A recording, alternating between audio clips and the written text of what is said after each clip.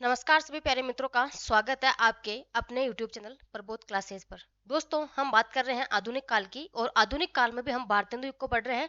भारतेंदु युग में अगर मैं बात करती हूँ साथियों तो आज के अपने 90 नंबर के कवि हैं बालकृष्ण भट्ट, इनके बारे में हम चर्चा करेंगे। इससे पहले आपके जो साथियों 8वें नंबर के कवि हैं उनको मैंने छोड़ दिया था, अंबिका दत्त व्यास है, क्योंकि वो थोड़े छोटे कवि हैं उनको, और आपके जो अन्य कवि हैं उनको हम लास्ट की क्लास में पढ़ लेंगे। फिर आपका जो है भारतेंदु युग समाप्त हो जाएगा, फिर हम द्विवेदी युग की ओर बढ़ेंगे, है ना। तो आज पहले हम जो है साथियों, आपको पता है बालकृष्ण भट्ट आपके बहुत ही बड़े कवि हैं और यहाँ से भी आपके मोस्टली एक प्रश्न बनता है साथियों बालकृष्ण भट्ट से। तो बिल्कुल हम शुरुआत करते हैं अपनी क्लास का, और जो लोग नए जुड़े हैं सभी से कहना चाहूंगी कि चैनल को सब्सक्राइब कर ले साथियों, क्योंकि यहाँ आपको संपूर्ण हिंदी साहित्य इतिहास का जो है रिवीजन इसी प्रकार से करवाया गया है। अगर आप नए जुड़े हो तो पहले के पुराने क्लास आप देखिए, जिसमें आपके आदिकाल, भक्तिकाल, रीतिकाल और आधुनिक काल में हम भारतेंदु युग को आज या फिर कल की क्लास में कंप्लीट कर लेंगे। ठीक है, तो चलिए शुरुआत करते हैं। हम बात करते हैं बालकृष्ण भट्ट की, है ना। इनका जन्म 3 जून 1844 ईस्वी को हुआ था प्रयागराज उत्तर प्रदेश में, है ना। निधन की हम बात करते हैं, इनका निधन जो है साथियों 1914 ईस्वी में हुआ था। पिता इनके वेणी प्रसाद हैं, माता इनकी कौन है, पार्वती देवी। चले देखो, बालकृष्ण भट्ट की हम बात कर रहे हैं साथियों, इनका जन्म 3 जून 1844 को हुआ था। कहाँ हुआ था, प्रयागराज उत्तर प्रदेश में हुआ था। और अगर मैं बात करती हूँ तो इनका निधन 1914 ईस्वी में हुआ था।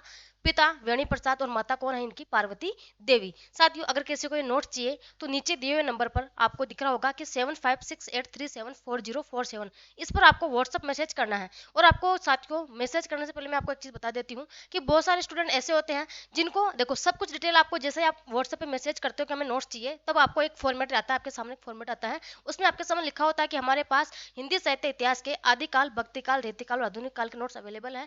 गद्य साहित्य इसमें अवेलेबल नहीं है और इसकी प्राइस 169 रुपए है। कितनी, 169 रुपए है। और अगर मैं बात करती हूँ साथियों, नोट्स आपको पीडीएफ फॉर्मेट में मिलेंगे। पेज की संख्या अगर मैं बात करती हूँ, पेज की संख्या आपके 450 से लगभग 500 पेजेस के अंदर है। और अगर मैं बात करती हूँ साथियों, अगर किसी को नोट्स चाहिए तो ही मैसेज करें, अन्यथा मैसेज नहीं करें, क्योंकि साथियों लगभग डेली की आपको पता है कि लगभग 50 से 100 स्टूडेंट आप यहाँ पे मैसेज करते हैं। ठीक है, 50 से स्टूडेंट मैसेज करते हैं। अब हर स्टूडेंट को हम जवाब नहीं दे सकते। वो पूछते हैं कि मैडम काव्य शास्त्र के नोट्स कब आएंगे, कोई कहता है मैम गद्य साहित्य, कोई कहता है मैम यूजीसी नेट का सिलेबस इसमें कितना कवर हो जाएगा। अगर आपको ये नहीं पता कि नेट का सिलेबस इस हिंदी साहित्य इतिहास से कितना कवर हो जाएगा, तो आपने फिर पहले सिलेबस देखो। सिलेबस देखने के बाद ही आप हमारे पास जो है साथियों विजिट करें कि हमें किस प्रकार से नोट्स चाहिए ना। अब आपको ये नहीं पता कि हिंदी साहित्य इतिहास का यूजीसी नेट में कौन सी यूनिट जो इसके अंतर्गत आती है, अगर आपको ये नहीं पता तो फिर आपको ऐसा नहीं करना चाहिए ना। पहले अपना सिलेबस देखो, ये एमपी टेट के लिए है कि नहीं, यूपी टीजीटी पीजीटी के लिए है कि नहीं, आप यहाँ पर नेट की तैयारी करो, नेट के लिए है कि नहीं, आरपीएससी के लिए है कि नहीं। साथियों मैं ये कहती हूँ कि आप किसी भी स्टेट की तैयारी करो, अगर आपकी हिंदी सब्जेक्ट है तो आपका हिंदी साहित्य का इतिहास, गद्य साहित्य, काव्य शास्त्र और व्याकरण आपके सेम डिक्टो ऐसे के ऐसे टॉपिक आपके दिए हुए हैं ना। तो अगर आपको चाहिए तो हिंदी साहित्य इतिहास के लिए आप बिल्कुल नोट्स के लिए कह सकते हो। और काव्य शास्त्र के नोट्स की जो अगर आप बार बार पूछते हो कि मैम काव्य शास्त्र के नोट्स कब आएंगे, तो उसकी मैं बात करती हूँ साथियों, काव्य शास्त्र के नोट्स आपके मात्र मैं डेट दे देती हूँ आपको कि ये मैं कहती हूँ कि फरवरी लास्ट, ठीक है, फरवरी लास्ट तक जो है मैं आपको काव्य शास्त्र के नोट्स बिल्कुल जो है उपलब्ध करवा दूंगी। कोशिश करूंगी साथियों फरवरी लास्ट में आपके 20 फरवरी से 28 फरवरी के बीच बीच में आपको काव्य शास्त्र के नोट्स मिल जाएंगे। ठीक है, अब शायद मेरे हिसाब से सभी स्टूडेंट का कंफ्यूजन जो है दूर हो गया होगा। अब आपको अगर नोट्स लेने हैं तो आप इसी प्रकार से मैसेज करके कहें, नहीं तो अन्यथा नहीं करें, क्योंकि हम परेशान होते हैं उस बात में। इस बात को लेकर सर बार बार परेशान होता है कि मैडम स्टूडेंट जो है कमेंट करके बार बार ये चीज़ें पूछते हैं, यही चीज़ें पूछते हैं, जबकि उनके पास पूरा फॉर्मेट जाता है। इससे मैं बहुत ज़्यादा परेशान होता हूँ।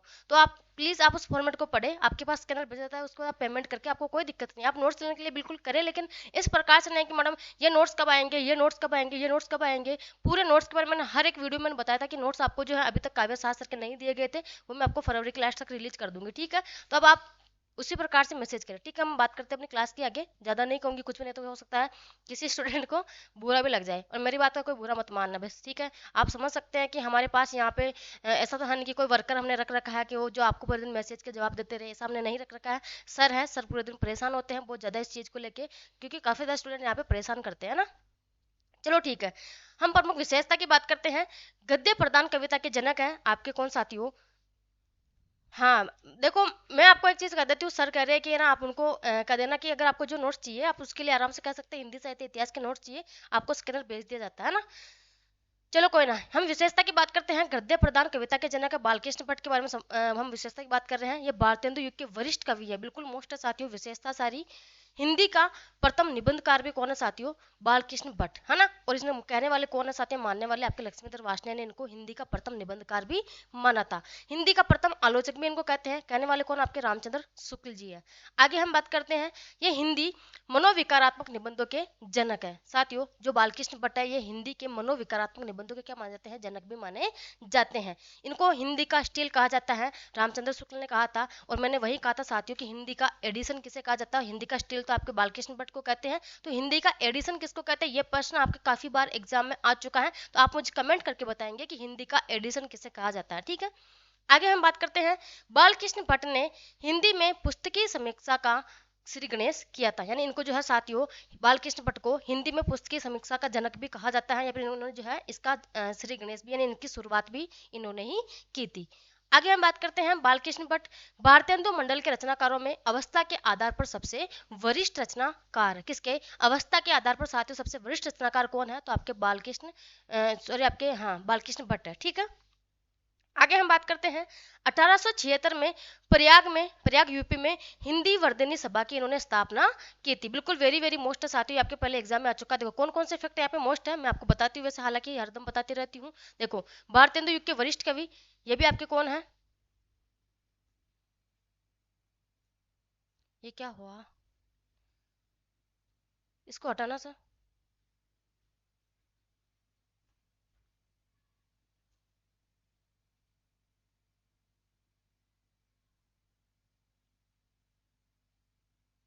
अच्छा ठीक है ना। देखो, हिंदी गद्य प्रधान कविता के जनक, भारतेंदु युग के वरिष्ठ कवि मोस्ट है, हिंदी का प्रथम निबंधकार भी इनको कहते हैं। ये हिंदी का प्रथम आलोचक भी है, हिंदी मनोविकारात्मक निबंधों के जनक भी है, हिंदी का स्टील इनको कहा जाता है, वेरी वेरी मोस्ट है। बालकृष्ण भट्ट ने हिंदी में पुस्तकीय समीक्षा का श्री गणेश भी किया था, ये भी मोस्ट है। आगे हम बात करते हैं, बालकृष्ण भट्ट भारतेंदु मंडल के रचनाकारों की अवस्था के आधार पर सबसे क्या है? वरिष्ठ रचनाकार है, ये भी आपके मोस्ट है। 1876 में, वेरी वेरी मोस्ट लगा लेना इसको, 1876 में प्रयाग में हिंदी वर्धनी सभा की इन्होंने क्या की थी? स्थापना की थी, ये भी आपके साथियों वेरी मोस्ट लगा लेना इसको भी, ये आपके पहले एग्जाम में पूछा गया है। ठीक है, आगे हम बात करते हैं, इनका पत्र कौन सा है साथियों? हिंदी प्रदीप, ये मासिक पत्र है। 1877 ईस्वी में प्रयाग से इन्होंने इसका प्रकाशन व संपादन दोनों ही किया था, है ना। बिल्कुल ये भी वेरी मोस्ट है। यहाँ हम बात करते हैं, देखो पत्र कौन सा? हिंदी प्रदीप हो गया, ये मासिक पत्र है, ये आपको ध्यान रखना है। 1877 ईस्वी में प्रयाग से इसका प्रकाशन एवं संपादन दोनों ही किसने किया था साथियों? तो बालकृष्ण भट्ट ने किया था। ठीक है, ये भी आपके वेरी वेरी मोस्ट है, इसको मोस्ट लगा लेना, आपके पहले एग्जाम में ये भी आ चुका है। आगे हम बात करते हैं, डॉक्टर बच्चन सिंह साथियों, इसका प्रकाशन 1872 ईस्वी मानते हैं। इसके संबंध में क्या है? एक मतभेद है, जो भी आपको ध्यान रखना है। ठीक है, बच्चन सिंह के अनुसार 1872 ईस्वी है, जबकि आपके साथियों बालकृष्ण भट्ट इसका संपादन कब मानते हैं? 1877 ईस्वी मानते हैं। ठीक है, आगे हम बात करते हैं इनके प्रमुख निबंध कौन कौन से हैं। देखो, निबंधों की यहाँ पे शैली है, एक तो शैली प्रधान निबंध है इनके, मनोवैज्ञानिक निबंध है, शास्त्रीय निबंध है, और अगर हम बात करते हैं विषय प्रधान निबंध है। यहाँ इनके 4 प्रकार के निबंध साथियों, चारों के प्रकार में हम बात करेंगे। देखो, सबसे पहले हम बात करते हैं, यह निबंध हिंदी प्रदीप जो पत्रिका थी इसमें ये प्रकाशित है। कौन से साथियों? शैली प्रधान, मनोवैज्ञानिक, शास्त्रीय निबंध और आपके विषय प्रधान निबंध, है ना। ये सारे किसमें है साथियों? ये सभी हिंदी प्रदीप जो मासिक पत्रिका थी इसमें ये प्रकाशित है। आगे चले, देखो मैं किसी प्रकार की कोई बात नहीं करूंगी, बस आपको कंटेंट पढ़ाना है। मेरा जो टारगेट है साथियों, सिलेबस कवर करवाना, कैसे भी करके आपको एक बार सिलेबस कवर करवा दूं, ताकि उसके बाद आपके जो है काव्य शास्त्र करवाना मुझे, उसके बाद आपके गद्य साहित्य भी करवाना, फिर मुझे क्या करवाना है साथियों? हिंदी व्याकरण भी करवाना है। और अगर मैं कोशिश करूंगी साथियों, अगर सेकंड ग्रेड वालों के लिए अगर जरूरत पड़ी तो मैं आपको जो है हिंदी शिक्षण विधिया है सर को कहूंगी, सर जल्दी से आपको करवा देंगे। और आरपीएससी ग्रेड फर्स्ट के लिए आपके जो साथियों टॉपिक लगा हुआ कौन सा? पत्र एवं प्रारूप लेखन, है ना। ये टॉपिक आपको जो लगा हुआ सर पढ़ा रहे हैं, बिल्कुल आप अच्छी तरीके से पढ़ लेना, क्योंकि बहुत सारे क्वेश्चन वहाँ पहले पुराने उसमें से आ चुके हैं, और आगे भी हो सकता है आपको इसी में से क्वेश्चन देखने को मिल जाए सेम टू सेम ऐसे कैसे। तो आपको बिल्कुल जो सर पढ़ा रहे हैं बहुत ही अच्छा पढ़ा रहे हैं, आपको समझ में भी आ रहा होगा। तो साथियों बिल्कुल आप वहाँ से क्लास जरूर ले, पत्र एवं प्रारूप लेखन की बहुत ही अच्छा टॉपिक है, आपको पता है। वहाँ से आपके 5 अंक का जो है वो है, और लगभग आपके 5 क्वेश्चन है ना, 5 प्रश्न का आपका कंटेंट है वो, और 10 अंक आपके वहाँ से आने हैं। ठीक है, तो बिल्कुल आपको पढ़ना है, वहाँ से डेली क्लास लेनी है। आगे हम बात करते हैं, देखो सबसे पहले आते हैं आपके कौन से? शैली प्रधान निबंध, है ना। इसमें सबसे पहला निबंध कौन सा साथियों? वेरी वेरी मोस्ट लगा लेना, ईश्वर बी ठठोल है, बहुत ही महत्वपूर्ण निबंध है इनका। इसका प्रकाशन वर्ष कितना है? मार्च 1800 1893, है ना। क्या करे हमारा बस ना चले, इसका प्रकाशन वर्ष कितना है, मार्च 1893 में।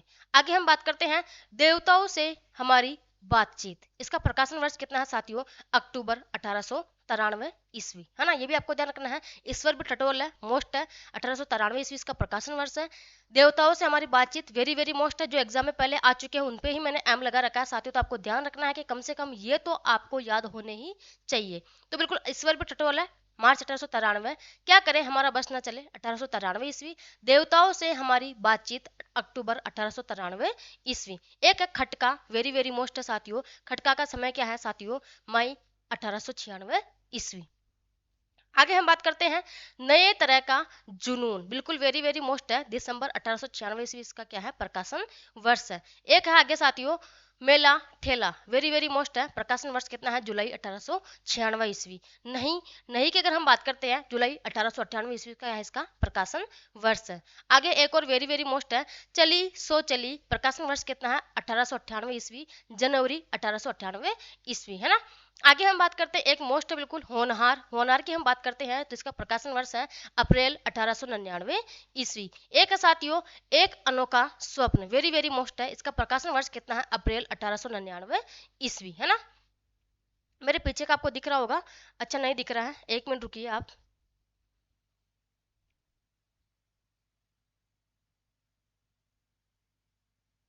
अब ठीक है ना, अब आपको शायद मेरे पीछे को बहुत अच्छी तरीके से दिख जाएगा। आगे हम बात करते हैं जी, जी की हम बात करते हैं साथियों, इसका प्रकाशन वर्ष कितना है, 1900 ईस्वी। मंत्र क्लाप की हम बात करते हैं, इसका प्रकाशन वर्ष कितना है, अप्रैल 1901 ईस्वी, है ना। नई वस्तु की खोज, नई वस्तु की खोज का प्रकाशन वर्ष कितना है, मई आपके 1901 ईस्वी, है ना।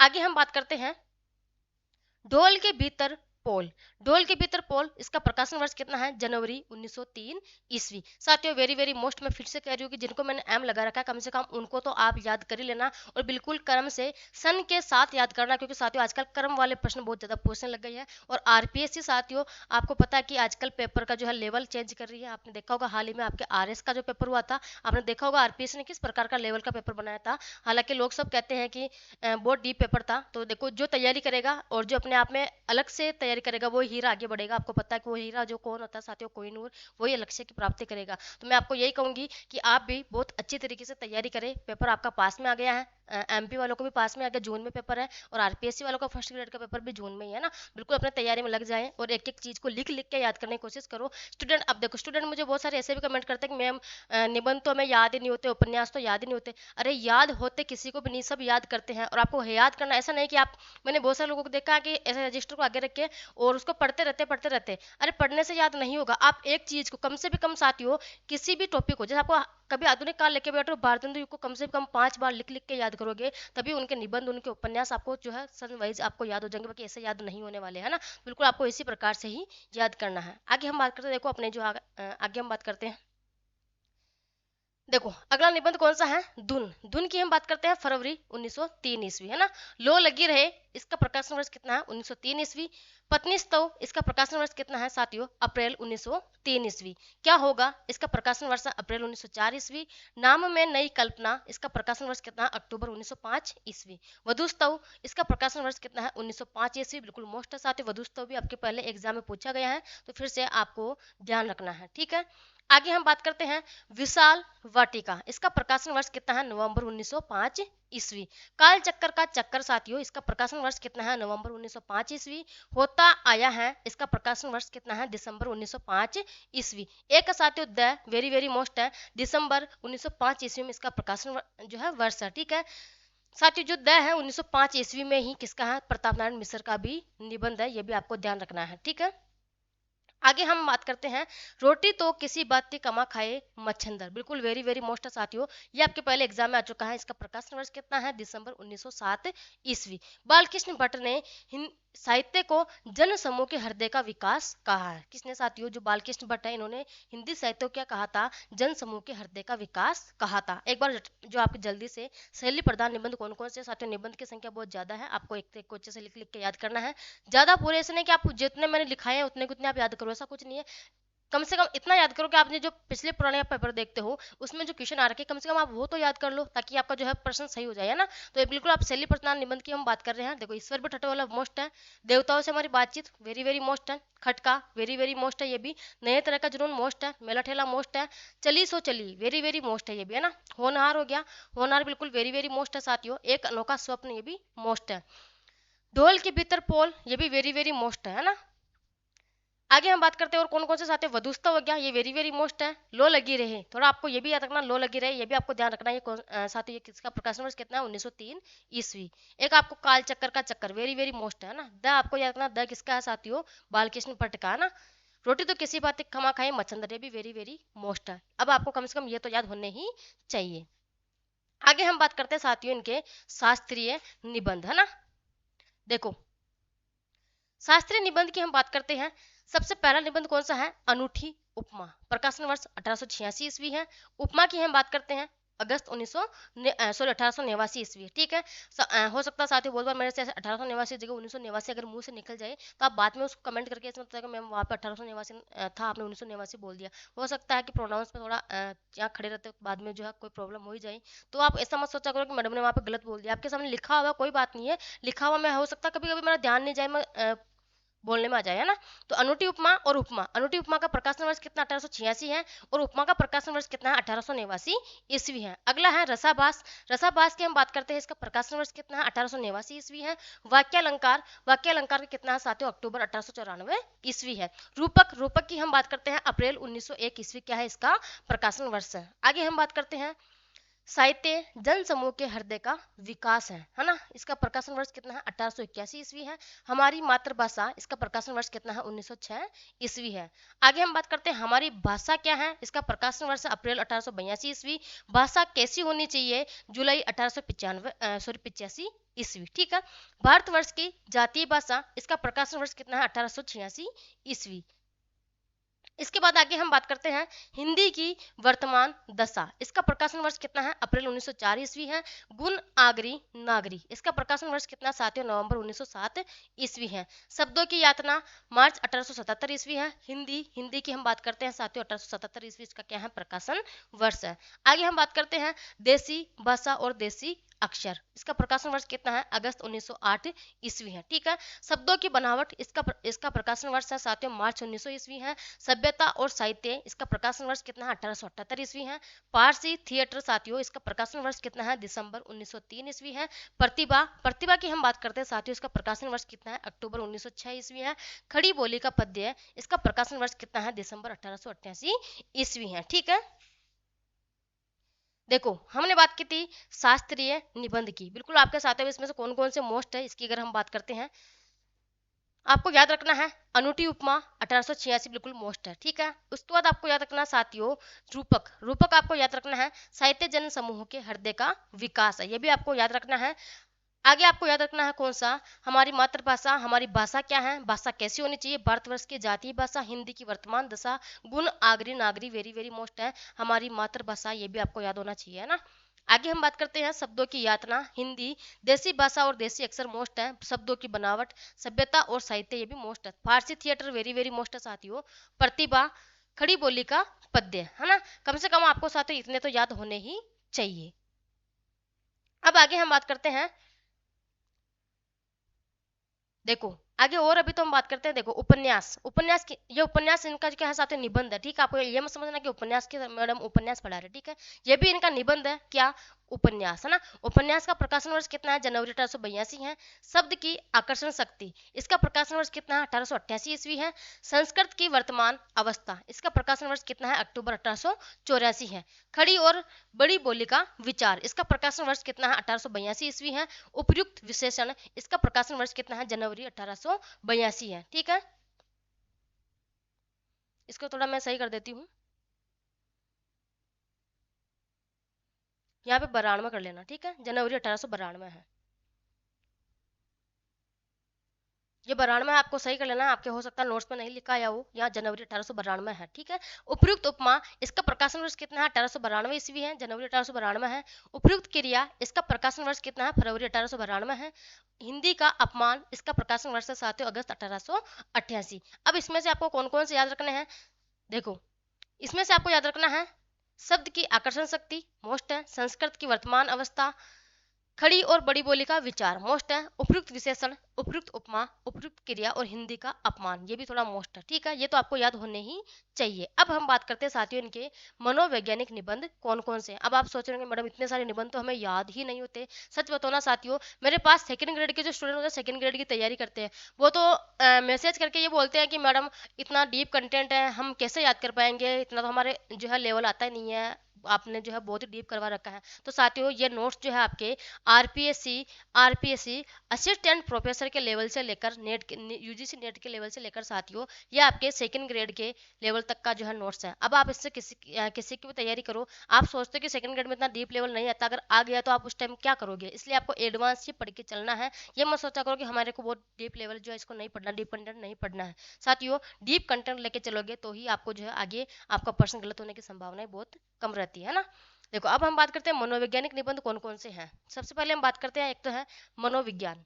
मनोविज्ञान का प्रकाशन वर्ष कितना है, जनवरी 1880 है। अभिलाषा, अभिलाषा का प्रकाशन वर्ष कितना है, जनवरी 1884 है। पसंद, पसंद की हम बात करते हैं साथ ही इसका प्रकाशन वर्ष कितना है, मई 1885 है। आशा की हम बात करते हैं, आशा का जो है प्रकाशन वर्ष कितना है, जनवरी 1886 ईस्वी है। इसके बाद आगे हम बात करते हैं मन की दृढ़ता, इसका प्रकाशन वर्ष कितना है, दिसंबर 1886 ईस्वी है। धैर्य, वेरी वेरी मोस्ट है, धैर्य की अगर हम बात करते हैं साथियों इसका प्रकाशन वर्ष कितना है, जनवरी 1887 ईस्वी है। सुख दुख का अलग विवेचन, इसका प्रकाशन वर्ष कितना है, दिसंबर 1990 ईस्वी है। लोकेशन, लोकेशन की हम बात करते हैं साथियों इसका प्रकाशन वर्ष कितना है, दिसंबर 1900 ईस्वी है। ठीक है, आगे हम बात करते हैं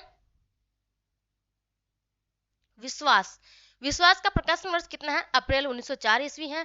दृढ़ संकल्प या स्थिर अध्यवसाय, अध्यवसाय है ना, इसका प्रकाशन वर्ष कितना है, दिसंबर 1901 ईस्वी है। ज्ञान और भक्ति, इसका प्रकाशन वर्ष कितना है, मार्च 1903 ईस्वी है। कर्तव्य प्रायणता, इसका प्रकाशन वर्ष कितना है, मई 1803 ईस्वी है। ठीक है, आगे हम बात करते हैं मुक्ति और भक्ति, इसका प्रकाशन वर्ष कितना है साथियों, जनवरी 1907 ईस्वी है ना।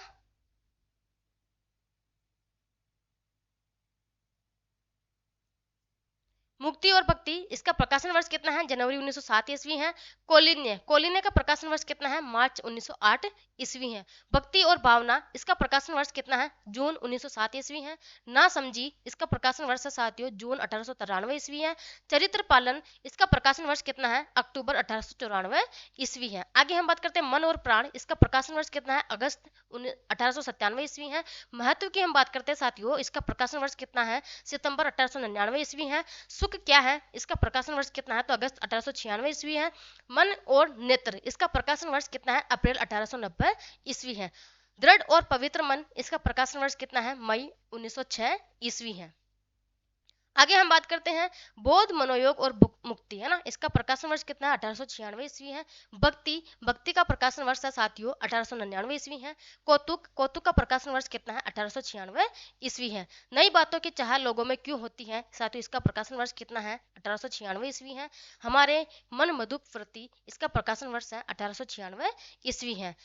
मनुष्य की बाहरी आकृति मन की एक प्रतिकृति है साथियों, इसका प्रकाशन वर्ष कितना है, 1899 ईस्वी है। इंग्लिश पढ़े तो बाबू होय, 1899 ईस्वी क्या है इसका प्रकाशन वर्ष है। वेरी वेरी मोस्ट साथियों, मैं बता देती हूँ कौन कौन से इसमें आपको मोस्ट है और याद रखने हैं। देखो मनोवैज्ञानिक निबंध की हम बात कर रहे थे, इसमें आपको याद रखना है एक तो अभिलाषा, बिल्कुल मोस्ट है। पसंद, आशा, मन की दृढ़ता, बिल्कुल आपको जो है आशा ध्यान रखना है। मन की दृढ़ता, धैर्य, धैर्य बिल्कुल वेरी वेरी मोस्ट है, ये भी आपको ध्यान रखना है। सुख दुख का अलग विवेचन, लोकेशन बिल्कुल याद रखना है। विश्वास, दृढ़ संकल्प या स्थिर अध्यवसान, विश्वास भी आपको ध्यान रखना है। ठीक है, ज्ञान और भक्ति, कर्तव्य प्रायणता मोस्ट है।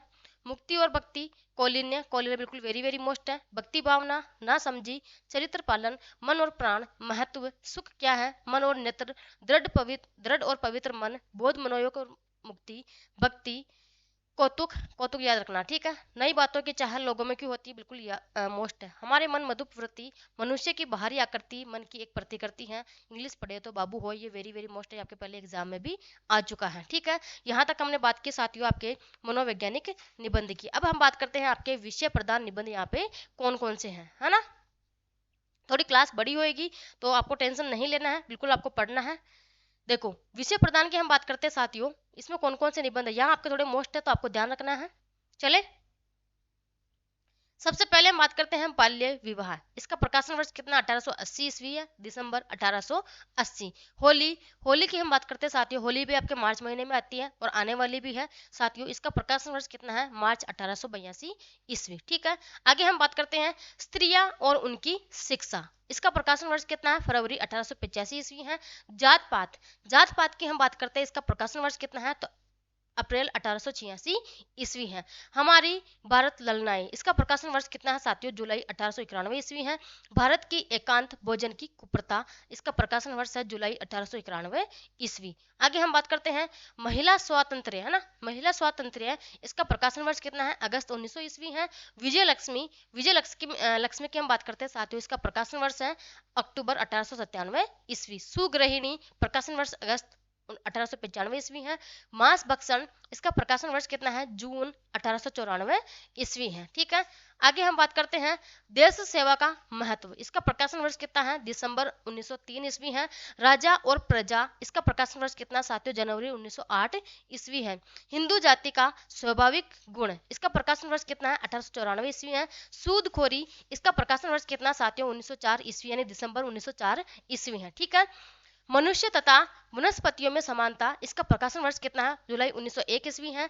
कृषकों की दुर्वस्था, इसका प्रकाशन वर्ष साथियों फरवरी 1901 ईस्वी है। ठीक है, आगे हम बात करते हैं कृषि की कृषित दशा, है ना, ये आपको ध्यान रखना, कृषि, कृषि की कृषित दशा, इसका प्रकाशन वर्ष है मार्च 1897 ईस्वी। ग्राम्य जीवन, इसका प्रकाशन वर्ष है दिसंबर 1901 ईस्वी।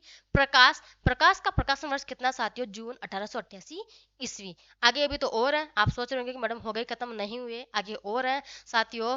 आपको निबंध, उपन्यास, अब आप कहते हो कि मैम गद्य साहित्य आपने नहीं करवाया, अरे गद्य साहित्य क्या करवाऊं, मैंने लगभग आपका 50% जो है साथियों गद्य साहित्य वाला पार्ट इसी में आधुनिक काल में कवर करवा दिया, ताकि स्टूडेंट को दिक्कत नहीं, अगर मान लो मैं गद्य साहित्य जल्दी में रिलीज नहीं भी कर पाऊँ तो भी आप यहाँ से आधुनिक काल पढ़ सकते हैं, क्योंकि मैंने इसी को भी बहुत ज्यादा डीपली करवा दिया है ना। देखो, आधुनिक वैज्ञानिकों से प्राचीन आर्यों का सहमत, है ना, इसका प्रकाशन वर्ष कितना है, जून 1893 ईस्वी। स्वतंत्र वाणिज्य, जुलाई 1907 ईस्वी। शिक्षा का प्रकाश, इसका प्रकाशन वर्ष कितना है, जुलाई 1907 ईस्वी। अंग्रेजी शिक्षा और प्रकाश, इसका प्रकाशन वर्ष कितना है साथियों, अप्रैल 1906 ईस्वी। हिंदुस्तान में तालीम का नफा नुकसान, इसका प्रकाशन वर्ष कितना है, जुलाई 1904 ईस्वी। हमारे नए सुशिक्षितों में परिवर्तन, इसका प्रकाशन वर्ष कितना है, दिसंबर 1904 ईस्वी, है ना। आगे हम बात करते हैं हिंदुस्तान के रईस, इसका प्रकाशन वर्ष कितना है, दिसंबर 1904 ईस्वी। साथियों, ये हो गए आपके विषय प्रदान निबंध, है ना, बिल्कुल मोस्ट कौन कौन से हम बात कर लेते हैं इसमें से भी, ताकि आपको पूरे याद करने की जरूरत भी ना पड़े। देखो, बाल्य विवाह वेरी वेरी मोस्ट है, होली मोस्ट है, स्त्री और उनकी शिक्षा साथियों मोस्ट है, जात पात, हमारी भारत ललनाई, है ना, जात पात थोड़ा मोस्ट है, हमारी भारत ललनाई मोस्ट है, महिला स्वतंत्र, विजय लक्ष्मी, सुगृहिणी मोस्ट है, मांस भक्षण मोस्ट है। ठीक है, यहाँ आपको थोड़ा याद रखना पड़ेगा, देश सेवा का महत्व, राजा और प्रजा वेरी वेरी मोस्ट है, हिंदू जाति का स्वाभाविक गुण, सूदखोरी मोस्ट है, मनुष्य तथा वनस्पतियों में समानता, कृषकों की दुर्वस्था, कृषि की कृषित दशा, ग्राम्य जीवन, प्रकाश, आधुनिक वैज्ञानिकों से प्राचीन आर्यों का सहमत, स्वतंत्र वाणिज्य, शिक्षा का प्रकाश, अंग्रेजी शिक्षा और प्रकाश, हिंदुस्तान में तालीम का नफा नुकसान मोस्ट है, हमारे नए सुशिक्षितों में परिवर्तन, हिंदुस्तान के रईस। साथियों, ये आपको ध्यान रखना कौन से, विषय प्रदान निबंध। ठीक है, अब आपके यहाँ पे निबंध साथियों थोड़े कंप्लीट होते हैं। अब हम बढ़ेंगे आपके किसकी, उपन्यास की। और देखो कौन कौन से मोस्ट निबंध जो है मोस्ट आपको ध्यान दिला देती हूँ मैं एक बार से। और देखो, हमने पढ़े थे शैली प्रदान निबंध, मनोवैज्ञानिक निबंध, शास्त्रीय निबंध और विषय प्रदान निबंध, है ना। सबसे पहले हमने बात की थी शैली प्रदान निबंध में, ईश्वर भी ठटोल है, देवताओं से हमारी बातचीत, खटका, नए तरह का जुनून, मेला ठेला, चली सो चली, होनहार, एक अनोखा स्वप्न, ढोल के भीतर पोल, है ना। साथ ही जीबी याद रखना है, जीबी थोड़ा मोस्ट है ना, ये आपके पहले एग्जाम में आ चुका है। धुन, लो लगी रहे, पत्नी तो क्या होगा, नाम में नई कल्पना, एक आपके वधुत्सव मोस्ट है।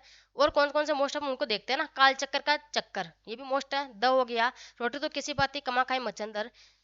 आगे हम बात करते हैं साथियों शास्त्रीय निबंध में, अनूठी उपमा हो गया, रूपक हो गया, साहित्य जन समूह के हृदय का विकास हो गया, हमारी मातृभाषा हो गया, गुण आगरी नागरी, ये भी मोस्ट है। देसी भाषा और देसी अक्षर मोस्ट है। सभ्यता और साहित्य, पारसी थिएटर, प्रतिभा, शब्द की आकर्षण शक्ति, है ना, ये भी मोस्ट है।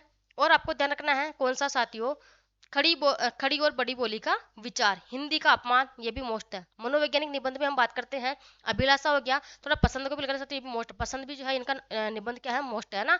आशा हो गया, धैर्य हो गया, लोकेशन, विश्वास, कर्तव्य परायणता, कौलिन्य, और अगर हम बात करते हैं मन और प्राण, ये भी मोस्ट है। महत्व, और अगर हम बात करते हैं साथियों तो कौन कौन से, कौतुक हो गया, मोस्ट है। नई बातों की चाह लोगों में क्यों होती है, इंग्लिश पढ़े तो बाबू हो, ये वेरी वेरी मोस्ट है, आपके पहले एग्जाम में काफी बार, एक बार नहीं काफी बार पूछा गया ये वाला तो, है ना। आगे हम बात करते हैं विषय प्रधान निबंध की, बाल्य विवाह हो गया, होली हो गया, स्त्री और उनकी शिक्षा हो गई, जात पात हो गया, हमारी भारत ललनाएं हो गई साथियों, सुगृहिणी, मांस भक्षण, राजा और प्रजा, सूदखोरी, है ना। और कौन कौन से, हिंदुस्तान में तालीम का नफा और नुकसान, ठीक है, और हिंदुस्तान के रईस, ये साथियों इनके प्रमुख क्या है, निबंध हो गए। शायद मुझे लगता है कि आधे लोग तो इनको देख के नोट्स को, जिन्होंने नोट्स परचेज नहीं किए, ठीक है, जो डायरेक्ट ही यूट्यूब पे क्लास लेते हैं, मुझे लगता है वो तो देख के से सोच रहे होंगे कि मैडम ने इतना कंटेंट डीप दे दिया कि हम क्या करें, है ना, यही हो रहा होगा। अब हम बात करते हैं साथियों इनके उपन्यास कौन कौन से हैं। देखो इनके पूर्ण उपन्यास कौन कौन से हैं और अपूर्ण उपन्यास भी इनके कौन कौन से हैं, दोनों के बारे में हम बात करते हैं। पूर्ण तो इनके साथ दो है, कौन कौन से, एक तो नूतन ब्रह्मचारी 1886 ईस्वी में इसका प्रकाशन वर्ष है, एक है 100 अजान एक सुजान, इसका प्रकाशन वर्ष कितना है, 1892 ईस्वी है। और दोनों ही वेरी मोस्ट लगा लेना साथियों, दोनों ही वेरी मोस्ट है। सन सहित आपके एग्जाम में काफी बार पूछे गए हैं कि जब भी आपके प्रश्न आता है बालकृष्ण भट्ट के उपन्यास में से, तो आपको नूतन ब्रह्मचारी, 100 अजान एक सुजान और एक साथियों रहस्य कथा, ये आपके तीन तो हमारे आपके एग्जाम में हर बार देखने को मिलते ही हैं, ठीक है। जिसमें से आपके ये दो तो क्या है साथियों, पूर्ण उपन्यास है। आपके अपूर्ण उपन्यास कौन कौन से अगर हम इनकी बात करते हैं तो देखो, एक तो क्या रहस्य कथा, वेरी मोस्ट रहस्य कथा, गुप्त बेरी, रसातल यात्रा, उचित दक्षिणा, हमारी कड़ी और सद्भाव का अभाव। साथ ही इसमें से आपको तीन तो वेरी मोस्ट जो कि आपको याद रखनी है, रहस्य कथा, नूतन ब्रह्मचारी और 100 अजान एक सुजान। तीनों का प्रकाशन वर्ष कितना है, नूतन ब्रह्मचारी का 1886 ईस्वी है, 100 अजान एक सुजान का कितना है, 1892 ईस्वी है, और रहस्य कथा साथियों ये क्या है, एक इनका अपूर्ण उपन्यास है। ये तीनों ही आपको याद होने चाहिए। आगे हम बात करते हैं, देखो जो नूतन ब्रह्मचारी है इसकी अगर हम बात करते हैं, थोड़ा इसके बारे में डीप बात कर लेते हैं। 1886 ईस्वी इसका प्रकाशन वर्ष है, सामाजिक उपन्यास है, बच्चों के चरित्र निर्माण के लिए लिखा गया क्या है, ये उपन्यास है। इसके प्रमुख पात्र कौन कौन से हैं, विठल राव हो गया, विनायका राव हो गया, और एक कौन सा साथियों, राधा बाई, यहाँ आपको लिख लेना है राधा बाई। कट गया होगा, जिन लोगों ने नोट्स लिए हो सकता है उनके भी कट रहा हो, तो आप लिख लेना यहाँ पे क्या है, राधा बाई। आगे हम बात करते हैं इनका उपन्यास कौन सा, 100 अजान एक सुजान, इसका प्रकाशन वर्ष 1892 ईस्वी है। कुसंगति के दुष्प्रभाव का इसमें चित्रण है, सामाजिक उपन्यास है। इसके पात्र कौन कौन से हैं, हीराचंद, रूपचंद, रिद्धिनाथ, निधिनाथ, चंद्रशेखर, बुद्धरास, पंचानन, नंददास और बसंता साथियों क्या है, इसके प्रमुख पात्र हैं, ठीक है। आगे हम बात करते हैं इनका जो एक उपन्यास है कौन सा, रहस्य कथा, इसकी हम बात करते हैं साथियों, थोड़ा मोस्ट है ये भी। देखो सामाजिक उपन्यास है, अपूर्ण उपन्यास है, इसलिए मोस्ट है क्योंकि साथ ही अपूर्ण, आपको ध्यान रखना कि वेरी मोस्ट है, इसे अपूर्ण उपन्यास ना कि ये आपके पूर्ण उपन्यास है, ठीक है। नवंबर 1869 ईस्वी में हिंदी प्रदीप प्रकाशित होना आरंभ हुआ था। कौन से साथियों, जो हिंदी प्रदीप पत्रिका थी इसमें प्रकाशित होना क्या हुआ था, आरंभ हुआ था, कब, नवंबर 1889 ईस्वी में, ठीक है। 79 जो भी बोलते होंगे मुझे नहीं पता, उसको मुझे इसमें बहुत कंफ्यूजन होता है, ठीक है थोड़ा। देखो जमींदारों के जीवन व्यापार का इसमें क्या है, चित्रण है। प्रमुख पात्र की हम बात करते हैं साथियों इसके, तो पात्र कौन कौन से हैं, देखो सोहन सिंह हो गया, वर्षबान सिंह हो गया, गुणवंती हो गई, केसरी सिंह हो गई, धनुषधारी, तिलकधारी और भानु सिंह, ये क्या है इसके प्रमुख पात्र है, ठीक है। आगे हम बात करते हैं इनका एक उपन्यास है गुप्त बेरी, यह पूर्ण उपन्यास है। इसके कुछ अंश 1882 में हिंदी प्रदीप में प्रकाशित हुए थे, कब साथियों, 1882 ईस्वी में इसके कुछ अंश जो है किसमें, हिंदी प्रदीप नामक पत्रिका में प्रकाशित हुए थे। गोसाइयों के पाखंड एवं धूर्तता का इसमें क्या है, चित्रण है। प्रमुख पात्र की हम बात कर लेते हैं, इसके पात्र कौन कौन से हैं, शिवशरण सिंह हो गया, नाहर सिंह हो गया, योगनाथ हो गया और इरमदा सिंह हो गया, ठीक है। आगे हम बात करते हैं प्रमुख नाटक, नाटक इनके कौन कौन से साथियों, नाटक भी आप देख लो, मोस्ट ही है नाटक भी, आपको पता है कि हमने उपन्यास पढ़ लिए, निबंध पढ़ लिए, तो अब हम नाटक भी इनके पढ़ लेते हैं। देखो सबसे पहले अगर हम बात करेंगे नाटक के साथियों, शिक्षा दान या जैसा काम वैसा परिणाम, प्रकाशन वर्ष 1877 ईस्वी है, वेरी मोस्ट इनका नाटक कौन सा है, शिक्षा दान या जैसा काम वैसा परिणाम, 1877 ईस्वी इसका क्या है, प्रकाशन वर्ष है। सीता वनवास 1882 ईस्वी इसका प्रकाशन वर्ष है। नई रोशनी का विष 1884 ईस्वी क्या है, इसका प्रकाशन वर्ष है, ठीक है। चंद्रसेन 1884 ईस्वी इसका प्रकाशन वर्ष है। पतित पंचम साथियों, इसका प्रकाशन वर्ष कितना 1888 ईस्वी है। नल दमयंती या दमयंती स्वयंवर, इसका प्रकाशन वर्ष कितना 1897 ईस्वी है। आचार्य विडंबन, इसका प्रकाशन वर्ष 1899 ईस्वी है। किरातार जूनियम, इसका प्रकाशन वर्ष कितना 1899 ईस्वी है। शिशुपाल वध, इसका प्रकाशन वर्ष कितना है 1903 ईस्वी है। वृहनला साथियों, इसका प्रकाशन वर्ष कितना है 1907 ईस्वी है। कलिराज की सभा, इसका प्रकाशन वर्ष कितना है 1907 ईस्वी है। रेल का विकट खेल 1907 ईस्वी क्या है इसका प्रकाशन वर्ष है। बाल विवाह है, प्रकाशन वर्ष कितना है 1907 ईस्वी है। वेणु सहार, इसका प्रकाशन वर्ष कितना है 1909 ईस्वी है। बिल्कुल इसमें मोस्ट कौन कौन से साथियों ये भी आपको मैं बता देती हूँ ताकि आपको थोड़ा याद करने में आसानी हो जाए। देखो, जैसा काम वैसा परिणाम वेरी वेरी मोस्ट है। सीता नई रोशनी का विष वेरी वेरी मोस्ट है। पतित पंचम, नल दमयंती स्वयंवर बिल्कुल वेरी वेरी मोस्ट है। आचार्य विडंबन मोस्ट है। किरातार जूनियम मोस्ट है। शिशुपाल वध ये भी मोस्ट है साथियों, ठीक है। वरहनला काफी बार पूछा गया था, हद से ज्यादा बार, जितनी बार आता है एग्जाम में साथियों जरूर इनका उपन्यास वरहनला का नाम जरूर पूछा ही जाता है। सन के साथ आपको याद रखना है, ठीक है। रेल का विकट खेल बिल्कुल वेरी वेरी मोस्ट है। बाल विवाह और वेणु संहार ये दोनों भी क्या है साथियों वेरी वेरी मोस्ट है, ठीक है। अब आगे हम बात करते हैं इनके उपन्यास के बारे में। एक एक उपन्यास को हम पढ़ लेते हैं। पहला उपन्यास इसका कौन सा था, वो था नल दमयंती या दमयंती स्वयंवर, ठीक है। नल दमयंती या दमयंती स्वयंवर, इसका प्रकाशन वर्ष 1897 ईस्वी है। पौराणिक नाटक है। कुल अंक कितने इसमें 10 हैं। सतीत्व की महिमा का इसमें क्या है चित्रण है। पात्र की हम बात करते हैं, इनके पात्र कौन कौन से थे, नल था, दमयंती थी और कली देव, ठीक है। नल नायक था, दमयंती क्या थी इसकी नायिका थी। आगे हम बात करते हैं वेणु संहार या प्रथु चरित्र, पौराणिक नाटक है। अत्याचारी शासक वर्ग पर प्रहार है। ऋषियों के साप से वेणु की मृत्यु हुई थी, उसका चित्रण इसमें दिया हुआ है। पात्र इसमें कौन कौन से हैं, वेणु हो गया, भृगु हो गया, अंग और अत्रि, ये क्या है इसके प्रमुख पात्र हैं, ठीक है। आगे हम बात करते हैं एक इनका जो है साथियों सॉरी इनका नाटक कौन सा है, वरनला, ठीक है।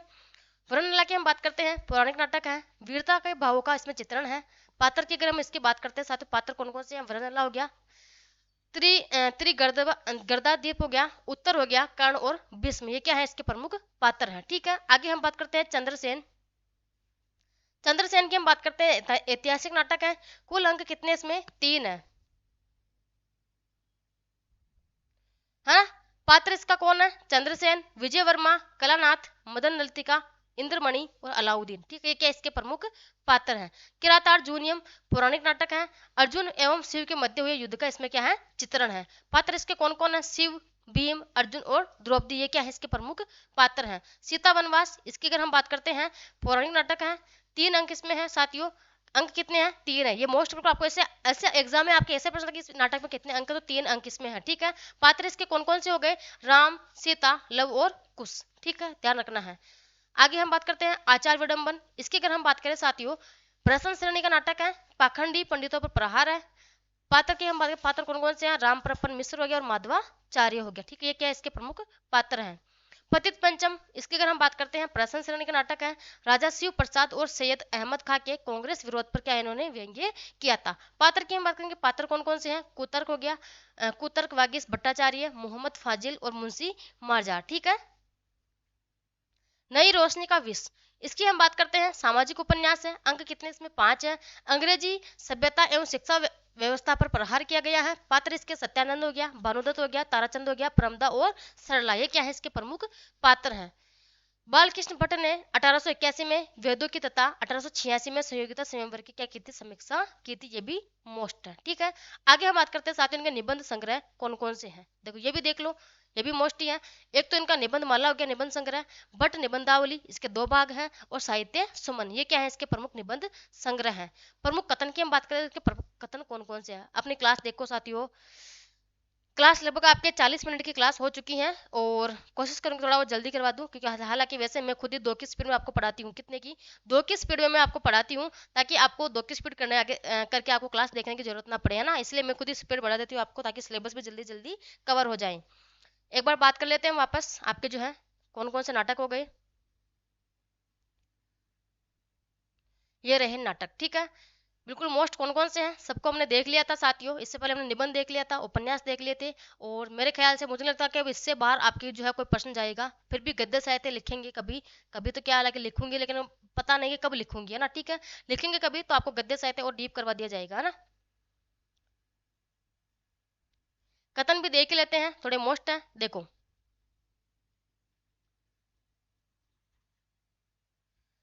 बच्चन सिंह जी का कथन है साथियों, सबसे पहले हम इनकी बात करते हैं कि गद्य काव्य के आदि आचार्य वे ही हैं, उनके चंद्रोदय निबंध से ही गद्य काव्य का समारंभ होता है। ठीक है, समारंभ होगा, यहाँ पे समारंभ नहीं समारंभ होगा। ठीक है, ये किसका कथन है? बच्चन सिंह जी का कथन है।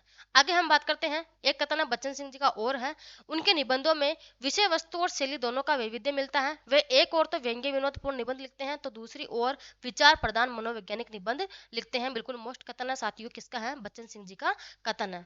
एक बच्चन सिंह जी का कथन और है साथियों कि उनकी भाषा पूर्वीपन से मुक्त नहीं है, मुहावरों का यथास्थान प्रयोग उनकी भाषा को अत्यंत सजीव और प्रसन्न बना देता है। बच्चन सिंह जी का कथन है ये भी। रामविलास शर्मा का कथन है एक, ये भी थोड़ा मोस्ट है, उनकी वास्तविक प्रतिभा एक अध्ययनशील विद्वान और तीक्ष्ण बुद्धि आलोचक की है, उन्हें आधुनिक हिंदी समालोचना का जन्मदाता कहना अनुचित न होगा। ठीक है, ये किसका था? रामविलास शर्मा का कथन है। आगे हम बात करते हैं, रामविलास शर्मा का एक कथन और है साथियों, अंतिम कथन है कि जहां तक भाषा शैली का प्रश्न है, भारतेंदु काल के समर्थ निबंधकार भट्ट जी की भाषा, भट्ट जी कौन? आपके बालकृष्ण भट्ट है ना, भट्ट जी की भाषा जनसाधारण के व्यवहार की भाषा है, ठेठ बोलचाल के शब्द प्रयोग ज्यादा है, अंग्रेजी, फारसी तथा संस्कृत के शब्द भी उनके गद्य में आए हैं, व्यंग्य विनोद की प्रचुरता यहाँ पे रही है। ठीक है, ये किसका कथन था? रामविलास शर्मा का कथन था, थोड़ा मोस्ट है, ये भी आपको ध्यान रखना है। अब साथियों, कल की क्लास जो होगी आपकी कौन सी? कल की क्लास की हम बात करते हैं, देखो बालकृष्ण भट्ट को साथियों जितना मेरे से हुआ, शायद ही आपने यूट्यूब पे या फिर कई ऑफलाइन क्लास की बात करें, ऑफलाइन क्लास में भी आपने शायद ही कहीं इतना डीप पढ़ा होगा। ठीक है, आधुनिक काल को, हालांकि मैं गद्य साहित्य करवाऊंगी, लेकिन साथियों मेरी तरफ से जितना हो सका, हो सकता है कि किसी ने करवाया भी हो, लेकिन मेरे से जितना हो सका उतना मैंने डीप आपको देने की कोशिश की। ठीक है, अब हम कल की क्लास में बात करेंगे साथियों, आपके एक तो अंबिका दत्त व्यास रह गए। ठीक है, अंबिका दत्त व्यास को हम कल की क्लास में पढ़ लेंगे, और उसके बाद अगर मैं बात करती हूँ तो फिर हम बाकी के जो आपके आगे कवि बचे हैं, अंबिका दत्त व्यास और ये रही। ठीक है, भारतेंदु युग के अन्य रचनाकार, इनको भी हम जो है कल की क्लास में देखेंगे, और एक अंबिका दत्त व्यास को, वो थोड़े छोटे कवि है तो उनको, और बाकी जो है आपका साथियों कल की क्लास में कोशिश ये रहेगी 100% कल आपका भारतेंदु युग समाप्त हो जाएगा, परसों से हम किसमें? द्विवेदी युग की ओर बढ़ेंगे, है ना। अगर आपको नोट्स परचेज करने हैं साथियों, मैंने क्लास की शुरुआत में बताया था कि अगर आपको चाहिए तो आपका जो येलो कलर की पट्टी चल रही है नीचे, इसमें आपको लिख रहे होंगे मोबाइल नंबर, इस पर आपको व्हाट्सअप मैसेज करना है, पूरी प्रोसेस मैंने आपको बता दिया है। अगर आप नए जुड़े हैं तो चैनल को सब्सक्राइब जरूर कर लेना। आप चाहो तो पूरा हिंदी साहित्य इतिहास, अगर कोई किसी में है इतना हिम्मत कि मैडम मैं तो अभी भी लिख लिख के याद कर सकता हूँ या फिर लिखना चाहता हूँ नोट्स, तो लिख ले यूट्यूब से क्लास लेके, या फिर साथियों मेरा कहना है कि समय बहुत कम बचा है, नोट्स परचेज करके प्रिंट आउट निकलवाओ, आगे क्लास चला के रखो, और आप साथ के साथ नोट्स को रीड करते रहो, है ना। सबसे बेस्ट मेरे लिए तो आपके लिए यही होगा। हालांकि आप ये भी सोच रहे होंगे कि मैडम को बेचना है इसलिए मैडम ऐसे कह रही है, मेरी तरफ से मुझे कोई दिक्कत नहीं है, मेरी तरफ से आप नहीं लोगे कोई और लेगा, आप वो भी नहीं लेगा कोई और लेगा। ठीक है, और फ्री में भी हम नहीं दे रहे हैं, ऐसा भी कुछ नहीं है। हाँ, आप जो है ना एक मुझे हालांकि इस क्लास में स्टूडेंट को देखेगा नहीं सर, तो लास्ट की क्लास होगी तो मैं ये बात नहीं कहूंगी, किसी और क्लास में कहूंगी मैं बात। ठीक है, तो धन्यवाद सभी के लिए, शुभ दिन, शुभ रात्रि।